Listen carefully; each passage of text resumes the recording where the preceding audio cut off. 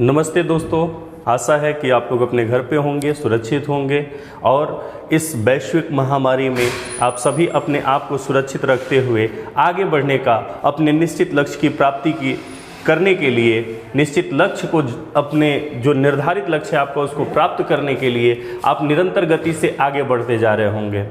आशा करता हूँ कि आप सभी अपने आप को और अपने घर परिवार को भी सुरक्षित रखे होंगे और उसे रखने का प्रयास करेंगे।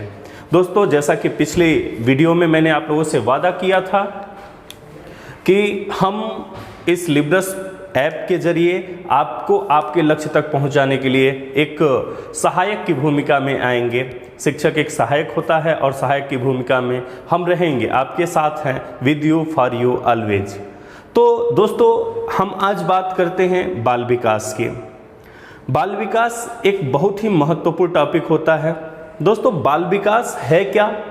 तो बाल विकास, जैसे कि जब भी हम साइकोलॉजी की बात करते हैं तो साइकोलॉजी का एक बहुत बड़ा, बहुत ब्रॉड एरिया होता है। इसमें हम developmental psychology, clinical psychology, organisational psychology, human psychology, environmental psychology और मैनी मोर एरियाज हैं इसके, जिस पे हम अध्ययन करते हैं। लेकिन जब हम बाल विकास की बात करते हैं तो डेवलपमेंटल साइकोलॉजी के, यानी कि विकासात्मक मनोविज्ञान के एक छोटे से पार्ट को, विकासात्मक मनोविज्ञान की बात करते हैं तो व्यक्ति के जीवन के प्रारंभ से, पुंसवन काल से लेकर और मृत्यु पर्यंत तक यह एक निरंतर चलने वाली प्रक्रिया होती है। यह एक सार्वभौमिक प्रक्रिया है जिसके बारे में चर्चा भी की जाती है कि विकास क्या है। तो विकास एक सार्वभौमिक, एक निरंतर चलने वाली प्रक्रिया है। इसके बारे में मैं आगे चर्चा करूंगा। तो विकास की इस प्रक्रिया में जब भी हम आगे बढ़ते हैं दोस्तों, तो इसमें जब भी बात आती है बाल विकास की, तो बाल विकास के अंतर्गत ये देखा जाता है कि बाल विकास है क्या। तो बाल विकास है बालकों के जन्म से लेकर किशोरावस्था तक की विकासात्मक प्रक्रियाएं। तो क्या जन्म से लेकर, जन्म से पहले विकास नहीं होता है? तो यहां पे फ्राइड की एक बात आती है और फ्राइड कहता है कि नहीं साहब, विकास की प्रक्रिया जो प्रारंभ होती है वो पुंसवन से प्रारंभ होती है और उस पुंसवन काल से ही विकास एक निरंतर गति से आगे बढ़ता रहता है। जब हम इसे बाल विकास के अंतर्गत इसका अध्ययन करते हैं तो हमने ये चीज एक देखा है, इसके बारे में किताबों में लिखा है कि बाल विकास के अंतर्गत उन सभी तथ्यों का अध्ययन किया जाता है जो बालक के विकास को प्रभावित करते हैं, चाहे वो आनुवंशिक कारण हो, चाहे वो वातावरणीय कारण हो, चाहे वो स्कूलीय वातावरण हो, चाहे वो पारिवारिक वातावरण हो, चाहे वो सामाजिक वातावरण हो। कोई भी ऐसा तथ्य जो उसके आंतरिक एवं बाह्य विकास को प्रभावित करता है, उसका अध्ययन हम बाल विकास में करते हैं। अब बाल विकास के इस अंतर्गत बाल विकास शब्द की हम बात करें कि बाल विकास शब्द क्या है, किसने दिया था? तो सबसे पहले बाल विकास शब्द दिया था, वो दिया था मैडम हरलाक ने। इनका नाम था एलिजाबेथ हरलाक। हरलाक ने पहला नाम दिया था और इनकी एक पुस्तक आई जिसका नाम है चाइल्ड साइकोलॉजी। चाइल्ड साइकोलॉजी, इन्होंने अपनी पहली पुस्तक लिखी थी चाइल्ड साइकोलॉजी और इसी में इन्होंने नाम दिया था बाल विकास का। बाल विकास के इस अध्ययन की प्रक्रिया में आगे बढ़ते हुए क्रो एंड क्रो का सबसे पहले नाम आता है कि क्रो एंड क्रो इसके बारे में अपनी राय क्या देते हैं। तो दोस्तों, जब क्रो एंड क्रो की बात आती है तो कहते हैं कि बाल विकास का वह अध्ययन है जो बालकों के जन्म से लेकर किशोरावस्था तक किया जाता है। बाल विकास बालकों के विकास का वह अध्ययन है जो बालकों के जन्म से लेकर किशोरावस्था तक किया जाता है। इस बात को कहा क्रो एंड क्रो ने। क्रो एंड क्रो की इस बात को आगे बढ़ाते हुए डार्विन आए और डार्विन ने कहा कि नहीं साहब, बाल विकास का वह अध्ययन है जो बालकों के विकास का अध्ययन गर्भावस्था से प्रारंभ कर मृत्यु पर्यंत करता है। गर्भावस्था से प्रारंभ कर मृत्यु पर्यंत करता है, क्योंकि डार्विनवाद का एक अपना सिद्धांत है डेवलपमेंट का। तो डेवलपमेंट के अंतर्गत उन्होंने ये बात लिखी थी। फिर इसके आगे फ्राइड आए। फ्राइड ने कहा कि गर्भावस्था में कब आखिर कब गर्भावस्था में? गर्भावस्था भी 3 अवस्थाओं में विभाजित किया फ्राइड ने, डिंबावस्था, पिंडावस्था और भ्रूणावस्था, 3 अवस्थाओं में गर्भावस्था को विभाजित किया।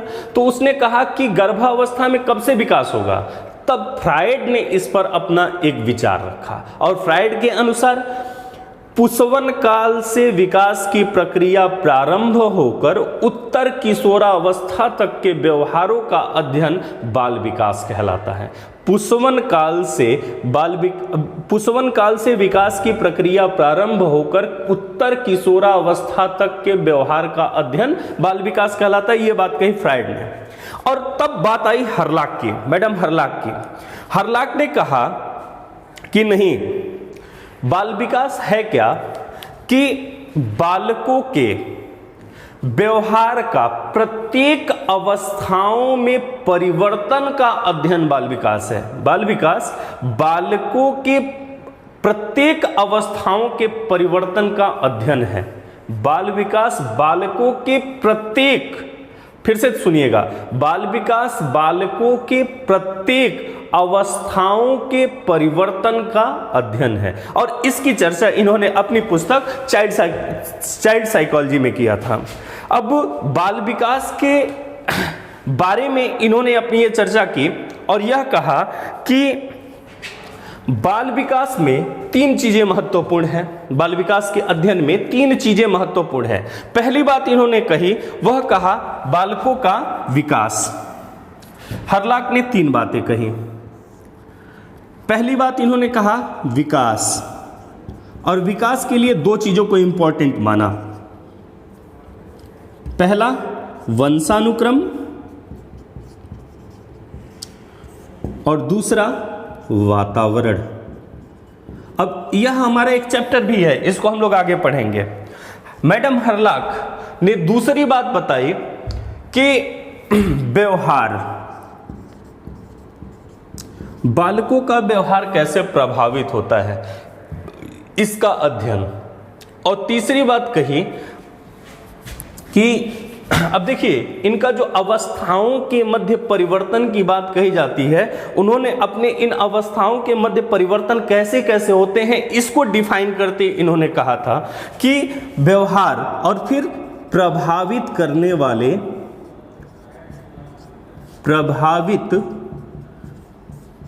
वाले कारक, और इसी तीनों की चर्चा इन्होंने अपने सिद्धांत में की, मैडम हर्लाक ने अपनी पुस्तक चाइल्ड साइकोलॉजी में।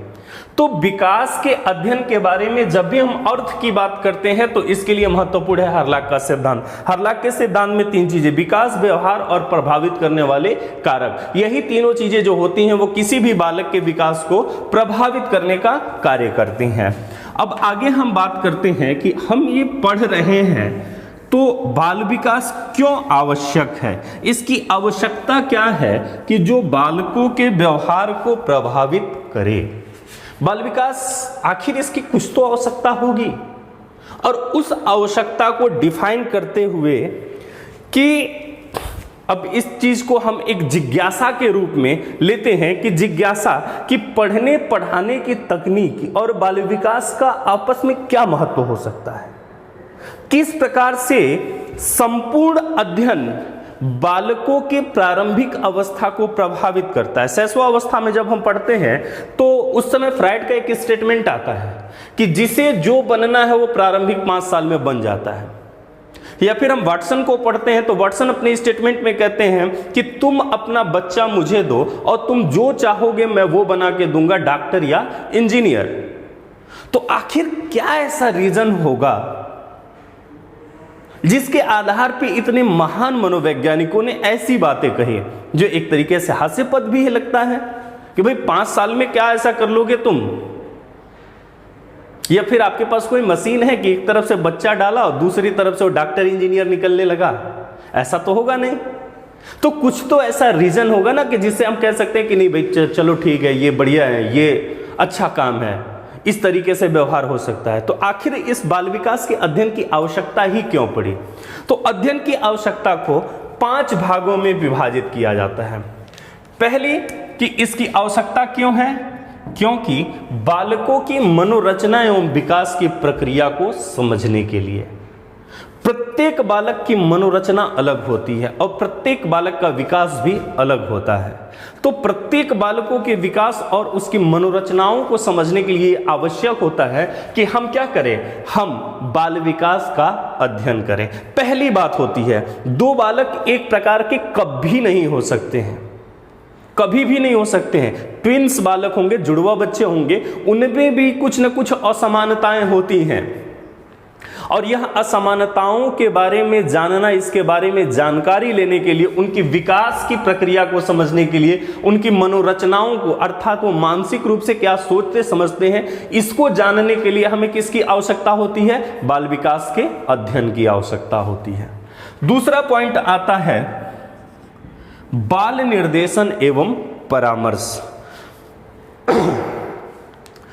प्रत्येक बालक का व्यक्तिगत विभिन्नता के आधार पर प्रत्येक बालक को अलग अलग प्रकार से निर्देशित और परामर्शित किया जा सके। और निर्देश और परामर्श जानने के लिए हमको पहले बाल विकास का अध्ययन करना आवश्यक होता है और इन सब में शिक्षक महत्वपूर्ण होता है। शिक्षक कोई भी हो सकता है, माँ भी शिक्षक होती है और शिक्षक भी शिक्षक होता है। माँ प्रथम शिक्षिका होती है, जैसा कि मारिया मोंटेसरी ने कहा था कि बालक का प्रथम विद्यालय उसका घर तथा पहली शिक्षिका उसकी माँ होती है। तो इस रूप में हम देख सकते हैं कि बाल निर्देशन एवं परामर्श में हमें किसकी आवश्यकता पड़ रही है, बाल विकास के अध्ययन की आवश्यकता पड़ती है। देखिए सब सीटेट के प्रश्न हैं, ध्यान रखिएगा इसका।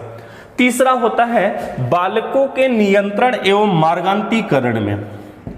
मार्गांतीकरण का मतलब होता है कि भविष्य में बालक को किस चीज में ज्यादा रुचि होगी, उसको कौन सा रास्ता सही है, कौन सा रास्ता गलत है, इथिकल क्या है, नैतिक क्या है, अनैतिक क्या है, इसके बारे में जानकारी देना और उन्हें गलत कार्य करने से रोकना तथा अच्छे कार्य, अच्छी हैबिट्स को, अच्छे आदतीकरण को बालकों में विकसित करने के लिए हमें बाल विकास का अध्ययन करना आवश्यक होता है।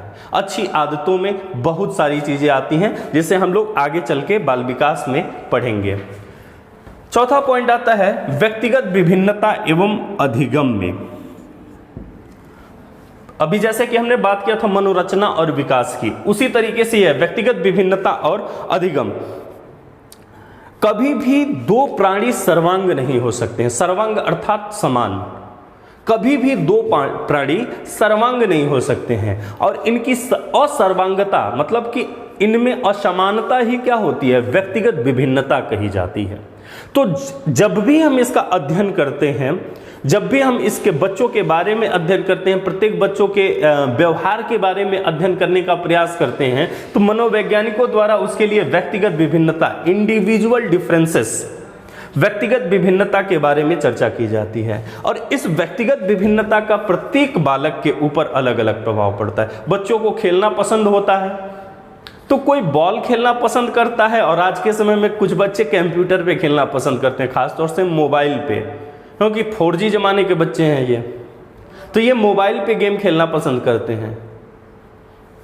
इसका हम ध्यान रखते हैं कि व्यक्तिगत विभिन्नता और अधिगम में बालकों को किस प्रकार से निर्देशित और परामर्शित किया जाए जिससे बालकों की मनोरचना और विकास की प्रक्रिया को हम बेहतर तरीके से समझ सके। और अंतिम बात आती है इसमें कि जो बालक विशिष्ट प्रकार के होते हैं, विशिष्ट मतलब विशिष्ट आवश्यकताओं के जो बालक होते हैं, उनके बारे में, उनकी सोच समझ और उनकी जानकारी के बारे में हमें जानने के लिए बाल विकास का अध्ययन करना आवश्यक होता है। इसके द्वारा हम बालकों में अनुशासन स्थापित करने का प्रयास करते हैं, विशिष्ट बालकों को शिक्षा प्रदान करते हैं और मनोविज्ञान के इन चीजों को जो जानता है वही बेहतर शिक्षण कार्य कर सकता है। बालकों को उचित शिक्षण वही प्रदान कर पाएगा जो इन 5 तथ्यों के बारे में जानकारी प्राप्त किया हो। जिसने इसको पढ़ा हो, इसके बारे में समझा हो, वही जान सकता है। तो दोस्तों यह है आवश्यकता। इसी आवश्यकताओं के कारण हम बाल विकास का अध्ययन करते हैं। अब बात हम करते हैं क्षेत्र की। अब बात हम करेंगे कि बाल विकास के क्षेत्र कौन कौन से हैं जो कि जिसमें हम बालकों के अध्ययन के बारे में विशिष्ट रूप से जानकारी प्राप्त करते हैं। तो इन क्षेत्रों के बारे में चर्चा करते हुए अनेक मनोवैज्ञानिकों ने अपनी अपनी राय रखे थे, जिसमें कि सबसे पहली बात हम करें कि विभिन्न अवस्थाओं का अध्ययन, विभिन्न अवस्थाओं का अध्ययन।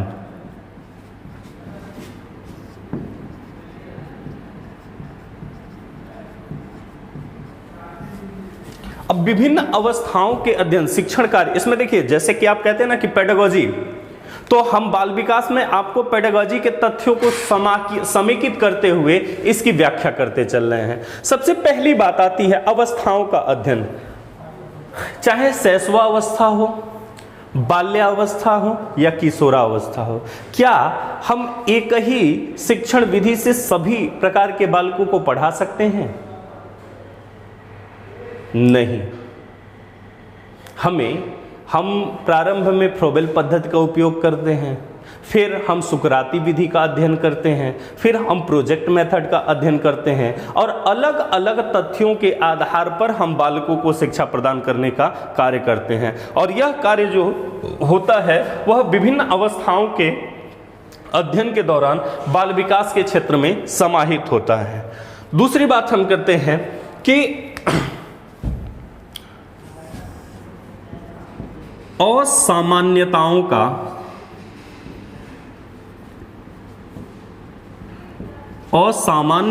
का अध्ययन।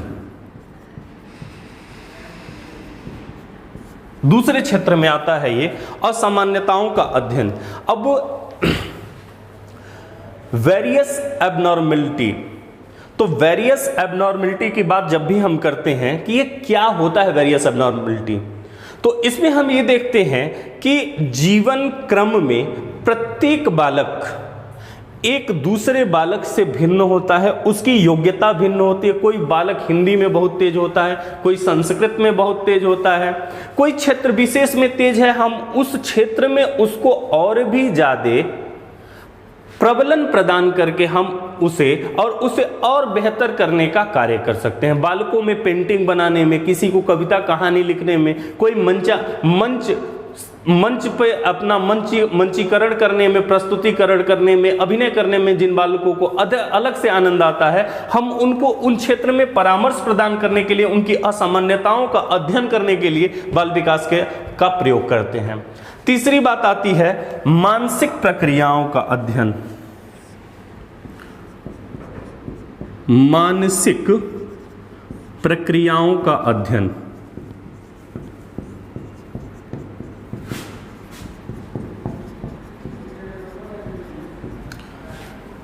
देखिए, प्रत्येक बालक, जैसे जैसे बालक बड़े होते जाते हैं, तो हम फ्राइड थियरी के आधार पे बात करते हैं, तो बालकों में क्या होता है कि उसी प्रकार से तनाव और संवेग की स्थितियों में भी परिवर्तन होने लगता है और उस तनाविक और संवेग की स्थिति का सीधा प्रभाव उसके अधिगम, कल्पना, चिंतन, तर्क, स्मृति, प्रत्यक्षीकरण आदि पर पड़ता है। और जैसे जैसे उसका प्रभाव उसके मानसिक स्थितियों पे पड़ता है, तो उन्हीं मानसिक प्रक्रियाओं का अध्ययन हम बाल विकास के अंतर्गत करते हैं।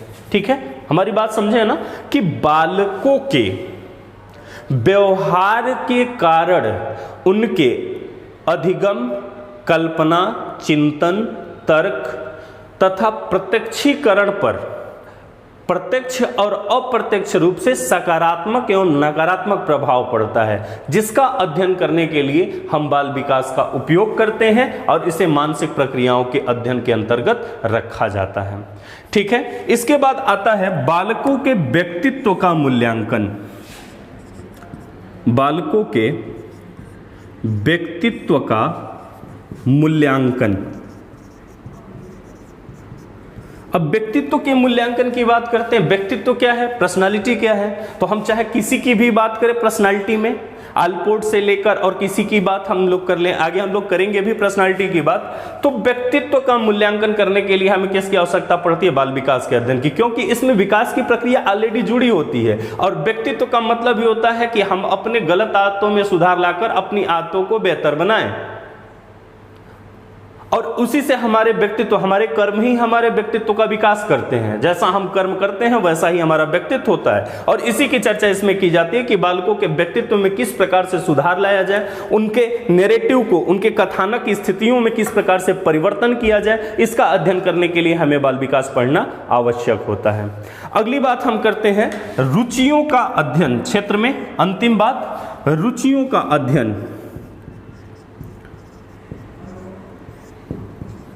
रुचियों का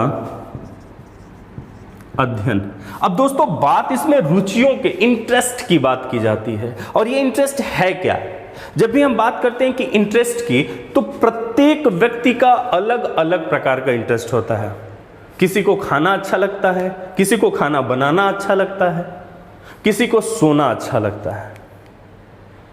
और हम सभी की अपने अपने रुचि होते हैं। कोई एकांत, बहुत एकांत में रहता है, एकांत उसको प्रिय होता है, और किसी को काफी हो हल्ला, पार्टी सार्टी, तो ये अपनी अपनी रुचि होती है। इसी प्रकार प्रत्येक बालकों में भी क्या होता है? रुचि होता है। और उन्हें, अब यहाँ पे मूल बात पे आते हैं, शैक्षिक तथा व्यावसायिक निर्देशन प्रदान करके उनके रुचि के अनुसार उनके आगे व्यावसायिक विकास में सहायता प्रदान की जाती है। शैक्षिक और व्यावसायिक निर्देशन प्रदान करके उनके व्यवसाय से संबंधित उनको आवश्यक निर्देश प्रदान करके उनके विकास में सहायता प्रदान करना ही क्या होता है? रुचियों के अध्ययन से संबंधित होता है। इस प्रकार हम बात करते हैं तो ऐसी बहुत सारी चीजें आती हैं जिसकी हम लोग चर्चा करते चलते हैं। ठीक है, अब हम बात करते हैं इसके सिद्धांतों की। इसको आप लोग नोट कर लिए होंगे, तो दोस्तों हमारे साथ साथ इसको नोट भी करते चलिएगा। हम बात करते हैं, अगली बातें जो हमारी होंगी वो है कि बाल विकास के सिद्धांत मूलतः कौन कौन से हैं। और इन सिद्धांतों की जब भी हम चर्चा करते हैं तो एक नाम आता है, और वह नाम है गैरिसन का। गैरिसन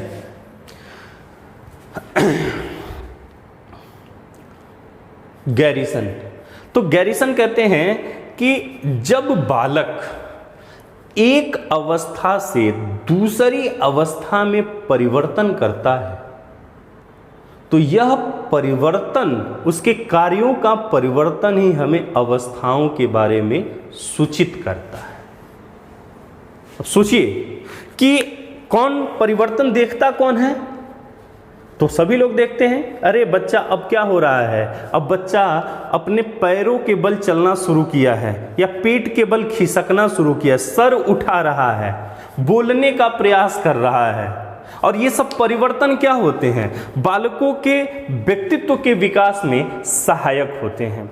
और यह लगातार ये चलता रहेगा। एक बच्चा ऐसा कर रहा है, दूसरा बच्चा भी वैसा करेगा, तीसरा बच्चा भी वैसा करेगा, चौथा बच्चा भी वैसा करेगा, और ऐसे एक विकास की प्रक्रिया निरंतर गति से चलती रहती है। तो इसमें पहला जो सिद्धांत आता है वह आता है निरंतरता का सिद्धांत। अब ध्यान देने वाली बात है यह कि निरंतरता जो होती है ये क्या है? यह सार्वभौमिक है। यह सार्वभौमिक है, अर्थात विकास की प्रक्रिया कैसी होती है? विकास की प्रक्रिया सार्वभौमिक एवं निरंतर चलने वाली प्रक्रिया है। इसको आप नोट भी करते चल सकते हैं कि विकास की प्रक्रिया सार्वभौमिक एवं निरंतर गति से चलने वाली प्रक्रिया है। दूसरी बात आते हैं हम लोग विकास के विभिन्न गति का सिद्धांत। विकास में गति होती है, गति का सिद्धांत, और यह सिद्धांत दिया था डगलस ने। डगलस ने बताया कि विकास भिन्न भिन्न व्यक्तियों में भिन्न भिन्न गतियों से चलती है। आप में, हम में, अलग अलग व्यक्तियों में कोई बच्चा बहुत जल्दी बड़ा हो जाता है, कोई बच्चा धीरे धीरे बड़ा होता है। तो ये क्या है, एक गति होती है। तो उसने कहा कि विकास में गतियों में विभिन्नता होती है और यह विभिन्नता ही क्या करती है, गति को प्रभावित करती है, विकास की प्रक्रिया को प्रभावित करती है। इसमें वंशानुक्रम भी महत्वपूर्ण होता है और एटमॉस्फेयर भी महत्वपूर्ण होता है। तीसरी बात आती है विकास क्रम का सिद्धांत। विकास क्रम का सिद्धांत। अब देखिए, बात हम जब भी कहते हैं विकास के क्रम की, कि विकास का क्रम का सिद्धांत, तो विकास के क्रम में जब भी बात आती है तो इसमें नाम आता है हरलाक का। यह सिद्धांत प्रस्तुत किया था मैडम एलिजाबेथ हरलाक ने। विकास क्रम के बारे में उन्होंने बताया कि कई सारी अवस्थाओं की बात की, कि जैसे जब पुष्पन होता है, गर्भावस्था में पहले दिन पुष्पन की क्रिया होती है, तो 3 दिन तक वो क्रिया लगातार चलती रहती है और 3 दिन के बाद से जब पुरुष का शुक्राणु महिला के गर्भाशय में जाके और अपना स्थान ले लेता है, तो वहाँ से वो एक भ्रूण के निर्माण की प्रक्रिया प्रारंभ करती हैं कि ये क्या है, एक पिंडावस्था के रूप में, एक पिंड के रूप में इसका निर्माण होने लगता है। तो 8 सप्ताह तक वो क्या होता है, एक पिंड, 6 से 8 सप्ताह तक एक पिंड के रूप में होता है। 8 सप्ताह के बाद से 10 सप्ताह तक बालक के धड़ का विकास होता है। बालक के धड़ का विकास होता है, वो 10 सप्ताह तक होता है। 14 सप्ताह के बाद बालकों में एक परिवर्तन होने लगता है कि उसकी धौकनियां जो होती हैं वो चलना प्रारंभ करती हैं। उसकी मतलब कि एक एक्टिविटी होती है जो महिला के गर्भ में, माता के गर्भ में वो प्राप्त होने लगती है कि हाँ, बालक क्या होता है, मूव करने लगता है और वो मूव जो होता है वो पता चलने लगता है। 18 सप्ताह में बालक की मुट्ठियां बंद होने लगती हैं। 18 सप्ताह में। 24 सप्ताह में शरीर से शारीरिक रासायनिक नियंत्रण होने लगते हैं बालक के। और 40 सप्ताह में जन्म से पूर्व की स्थिति, जो 40 सप्ताह की स्थिति होती है, उस समय तक बालक का संपूर्ण शरीर, उसके मन मस्तिष्क की प्रक्रियाएं जो होती हैं वो प्रारंभ हो जाती हैं। फिर बालक का जन्म होता है। 4 सप्ताह में बालक अपने आंखों पर नियंत्रण करना। देखिए, बच्चे का जब जन्म होता है तो उसका नियंत्रण नहीं होता है, लेकिन 4 सप्ताह अर्थात 1 महीने में बालक क्या होता है, अपनी आंखों पर नियंत्रण करने लगता है। आंख को खोलना, बंद करना, ये सारी चीजें होने लगती हैं बालक में। 16 सप्ताह में बालक का सर का नियंत्रण होने लगता है। जो सर होता है बच्चे का, वो अपने आप उसका क्या करने लगता है, नियंत्रण करने लगता है। जैसे सर को घुमाना फिराना, ये सब करना, ये सब नियंत्रण करने लगता है। 28 सप्ताह में वो किसी वस्तु को पकड़ने की चेष्टा करने लगता है, पकड़ने की स्थितियां बनने लगती हैं। 40 सप्ताह में बालक बैठना और घिसटना प्रारंभ करते हैं 40 सप्ताह में। और लगभग 12 माह में, 10 से 12 माह में बच्चों का खड़ा होना प्रारंभ होने लगता है। 18 माह में बच्चों का चलना, शब्द तथा समूह में होना, ये सारी प्रक्रियाएं चलने लगती हैं। तो ऐसी प्रक्रियाओं का एक निश्चित क्रम में होना क्या कहलाता है, विकास क्रम का सिद्धांत। और यह सिद्धांत किसने दिया था, मैडम एलिजाबेथ हरलाक ने। आई थिंक आप लोग को समझ में आया होगा ये चीजें, कि विकास के निश्चित क्रम का सिद्धांत कौन दिया था, एलिजाबेथ हरलाक ने, जिसमें उन्होंने एक पुष्पन से लेकर और बाल्यावस्था तक की विशेषताओं के बारे में चर्चा किया था। इसके बाद आता है विकास की दिशा का सिद्धांत। जब भी हम बात करते हैं विकास की दिशा का सिद्धांत, तो विकास की दिशा कैसी होती है, और ये कई बार पूछा गया प्रश्न है। तो एक चीज ध्यान रखिएगा, विकास की दिशा हमेशा सिर से पैर की तरफ होती है। कैसी होगी, सिर से पैर की तरफ, ऊपर से नीचे की ओर होती है। सिर से पैर, अभी विकास के क्रम में मैंने बताया आपको, विकास के क्रम में मैंने बताया आपको कि 10 सप्ताह में बालक का पहले धड़ निर्धारित होता है और धड़ निर्धारण होने के बाद से शरीर के सभी अंगों का निर्माण होता है। 16 सप्ताह में बालक मुट्ठियां बंद करना प्रारंभ करता है। तो ऐसी प्रक्रिया क्या होती है, एक निश्चित अवस्था में चलने लगती हैं, ठीक है। तो विकास की प्रक्रिया कहां से विकास की दिशा कैसी होती है, सिर से पैर की तरफ होती है। इसके बाद एकीकरण होता है। एकीकरण अर्थात संपूर्ण शरीर का निर्माण होता है। संपूर्ण शरीर के निर्माण में वो पहले हाथ के पहले पूरे हाथ को चलाता है, फिर हाथ के उंगलियों को चलाना प्रारंभ करता है। तो हाथ का चलना क्या है, एकीकरण है, और उंगलियों का चलना क्या है, यह विस्तृतीकरण है। तो अलग अलग प्रकार से इसकी विशेषताएं आगे बढ़ती हैं, ठीक है। इसके बाद आता है व्यक्तिगत विभिन्नता का सिद्धांत। व्यक्तिगत विभिन्नता का सिद्धांत। और व्यक्तिगत विभिन्नता क्या होती है, प्रत्येक बालक एक दूसरे बालक से भिन्न होता है, ठीक है। और इसके बाद आता है समान प्रतिमान का सिद्धांत। समान प्रतिमान का सिद्धांत। तो जब भी हम बात करते हैं समान प्रतिमान की, कि समान प्रतिमान क्या है, तो प्रतिमान शब्द को आप कह सकते हैं यूनिफॉर्म, इंग्लिश में इसे कहा जाता है यूनिफॉर्म। और चाहे कोई भी हो, जीव हो, जंतु हो, चाहे कोई भी हो, वह एक निश्चित प्रतिमान, निश्चित पैटर्न पे ही सबका विकास होगा। अर्थात कि एक खेती की भी प्रक्रिया होती है कि आम की गुठली को जमीन में दबाया जाता है, कुछ दिनों बाद उससे अंकुर फूटते हैं, और वही धीरे धीरे जब उसका संरक्षण किया जाता है तो बड़ा होता है, और बड़ा होकर एक नया वृक्ष बनता है। यह क्या है, यह प्लांटेशन यूनिफॉर्म है। यह प्लांटेशन यूनिफॉर्म है। उसी तरीके से मानव के विकास का भी क्या होता है, एक यूनिफॉर्म होता है, एक प्रतिमान होता है, और उसी प्रतिमान, उसी पैटर्न पे, उसी समान पैटर्न पे जब भी हम बात करते हैं कि उसी प्रतिमान पर एक निश्चित तरीके से यूनिफॉर्म प्लेटफॉर्म पैटर्न पर ही हम एक निश्चित विकास की दिशा निर्धारित करते हैं। और इसके बारे में चर्चा किया था मैडम एलिजाबेथ हरलाक ने, ठीक है दोस्तों। तो एक बार फिर से हम चर्चा करते हैं निरंतरता का सिद्धांत, जो सार्वभौमिक रूप से निरंतर गति से चलती रहती है। गति का सिद्धांत डगलस ने बताया कि नहीं, गति जो होती है प्रत्येक व्यक्तियों में भिन्न भिन्न होती है। विकास क्रम का सिद्धांत हरलाक ने बताया कि उन्होंने बताया कि हर एक चीजें एक निश्चित समय के साथ आगे बढ़ती रहती हैं। विकास की दिशा यह सिर से पैर की तरफ होती है।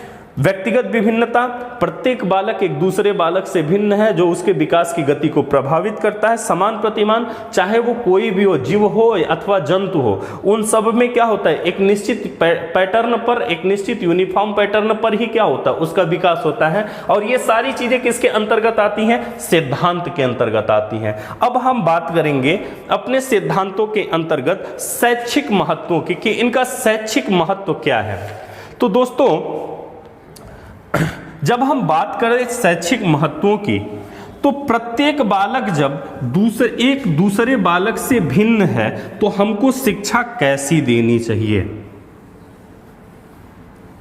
अब इसके बारे में आप चर्चा कर सकते हैं, स्वयं में सोच सकते हैं कि प्रत्येक बालक एक दूसरे बालक से भिन्न है, तो हमें किस प्रकार की शिक्षा प्रदान करनी चाहिए, कैसी शिक्षा प्रदान करनी चाहिए। तो जब प्रत्येक बालक की गति और मात्रा, अधिगम की गति और अधिगम की मात्रा भिन्न भिन्न है, लेकिन प्रत्येक बालकों को हमें एक साथ शिक्षा प्रदान करनी है, तो हम प्रयास करेंगे कि हम उन्हें समावेशी प्रकार की शिक्षा दें। क्यों? क्योंकि इसमें किसी भी बालक के अंदर हीन भावना का विकास नहीं होगा। हीन भावना बहुत महत्वपूर्ण है। तो विकास के सिद्धांत में जब हम समावेशी शिक्षा की बात करेंगे, ठीक है, कि हम शैक्षिक महत्वों की बात की है, तो पहली बात इसमें आएगी कि हम बालक को शिक्षा कैसी देंगे। तो हम इसको समावेशी शिक्षा प्रदान करेंगे। कैसी शिक्षा प्रदान करेंगे? समावेशी शिक्षा। तो समावेशी शिक्षा देने के लिए महत्वपूर्ण क्या है? सबसे महत्वपूर्ण क्या है कि समावेशी शिक्षा देने के लिए शिक्षा देंगे तो हम कैसी शिक्षा देंगे? जो गुरुकुल प्रणाली में, गुरुकुल परंपरा में दी जाती थी या पवज्या संस्कार में दिया जाता था? पवज्या संस्कार में जो शिक्षा दिया जाता था वो दे, या फिर हम बिस्मिल्लाह संस्कार उपयोग करें? तो ये सब तो आउटडेटेड हो चुके हैं, नई शिक्षा प्रणाली के अंतर्गत है नहीं। लेकिन उस समय में भी एक बात थी जिसको हम अपनी शिक्षा में शामिल करते हैं, और सबसे महत्वपूर्ण होता है क्या कि हमें पढ़ना क्या है, और इसको हम कैसे निर्धारित करेंगे? पाठ्यक्रम के द्वारा। कि हमें पढ़ना क्या है ये जानना जरूरी है, और जानने के लिए हमें क्या निर्धारित करना होगा? पाठ्यक्रम। तो इस शिक्षा व्यवस्था में सबसे महत्वपूर्ण होता है पाठ्यक्रम। अब पाठ्यक्रम भी हो गया, शिक्षा भी निर्धारित हो गई कि किस प्रकार की शिक्षा दी जाएगी। तो अब बालकों में विकास की सामान्य प्रक्रियाओं के अंतर्गत क्या घर पे बिठा के शिक्षा देंगे या विद्यालय भेज के शिक्षा देंगे? घर पे जो बालक शिक्षा प्राप्त करता है उसमें दशाओं का निर्धारण नहीं हो पाता है। तो दशा निर्धारण के लिए तीसरी चीजें इंपॉर्टेंट हैं कि बालक को कहां भेजा जाए? विद्यालय। विद्यालय का वातावरण बालक के लिए सबसे इंपॉर्टेंट होता है, इसकी शैक्षिक उपयोगिता होती है, ठीक है। और विद्यालय में सबसे इंपॉर्टेंट क्या है कि विद्यालय का वातावरण कैसा होना चाहिए? उचित होना चाहिए। उचित वातावरण वाले विद्यालय, उचित वातावरण वाले विद्यालय में भेजना चाहिए। किस प्रकार के विद्यालय में? उचित वातावरण के विद्यालय में भेजना चाहिए, ठीक है। अब इसकी बात हम आगे करें तो इसके बाद एक बड़ा महत्वपूर्ण चीज होता है और वह होता है समूह। दोस्तों, समूह बहुत महत्वपूर्ण होता है, और इस समूह का निर्माण करने के लिए हमें ध्यान देना होता है कि बालकों का जो भी समूह हो उसके शैक्षिक और व्यवसायिक जीवन के लिए आवश्यक होता है, उसी से उसका विकास होता है। तो ऐसी 4 चीजें होती हैं जो शैक्षिक महत्व में, बाल विकास में महत्वपूर्ण होती हैं। तो एक बार हम फिर से आप लोगों की चर्चा करते हैं कि सबसे पहले हमने बाल विकास में अर्थ को समझा, अर्थ के बाद हमने इसकी आवश्यकताओं को समझा कि इसकी आवश्यकताएं क्या हैं, फिर क्षेत्र को समझा, फिर इसके सिद्धांत कौन कौन से हैं, और फिर इसके हमने शैक्षिक महत्व के बारे में बात की। और अगली क्लास में हम बात करेंगे बाल विकास की अवस्थाओं के लिए। तब तक आप लोग पढ़ते रहिए। जहां भी आपको समस्या होती है आप वीडियो पॉज कीजिए, कॉपी पेन रखिए, उठिए, पानी पीजिए और फिर बैठिए पढ़ने के लिए। क्लास में होता है तो क्लास में हम इन चीज़ों को ध्यान में रखते हैं, लेकिन अभी तो ऐसी चीज़ें हैं नहीं, इसलिए आप इसका ध्यान रखिएगा, आगे बढ़ते रहिएगा। और तब तक के लिए नमस्ते।